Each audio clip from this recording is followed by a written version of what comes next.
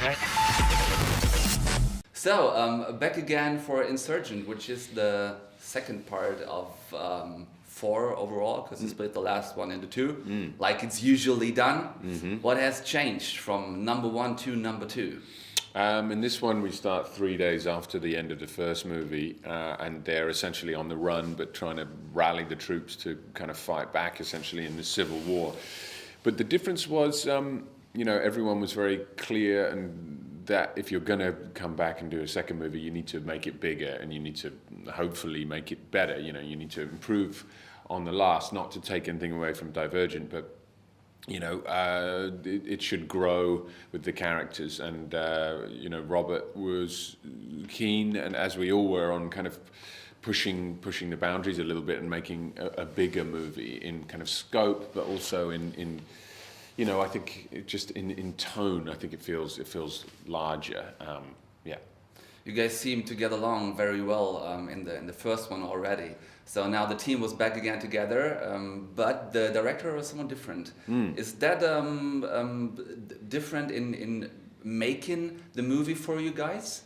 Or is it just, is it not that impressive who's standing in front, who's being in command of everything? No, it is definitely important. It changes the things. A lot, and in the first week we were there, and we hadn't obviously been, we hadn't done it for 7 months or however long the period is in between. You've played other characters, done other movies, and we're in Atlanta. We've got Robert there, the whole new crew. Florian, his DP. We have new clothes in a new environment because it's a new part of the movie. So it felt a little bit, you're almost kind of a little bit off balance for the first day, but then you start very quickly to get back into it. And the importance is that Robert had a very clear understanding of the world and the characters. Successful franchises can be pushy for your career. I wrote down that you've done Franny, you've done London Fields, you've done The Secret Scripture, all done, and you're coming back in Underworld Next Generation. So it must have been a busy year for you. In terms of Underworld, that's they have something. I'm not sure about that. They have something cooking, but I'm not sure in terms of timing. That is. Yeah, because of these films take up such a big period of your time. But yeah, it's good. It kind of opens doors that perhaps weren't open before. So it definitely gives you opportunities. At the same time, you have to be careful about what you do. Like anything, right? If you're playing a character more than once, you don't obviously want to become just that guy. So you have to do things very different in between. Don't want to be four for the rest of your life, of No, course. certainly not. So how do you pick? Everyone's different, but for me, I kind of satisfy my big budget franchise with the Divergent for the moment. So in between, I do characters who are very different, and small films, where the budgets are small and they're indies essentially, and you're kind of the atmosphere is different, and both are equally satisfying, but they are different in terms of how what you're how you're handling them and what skills you need.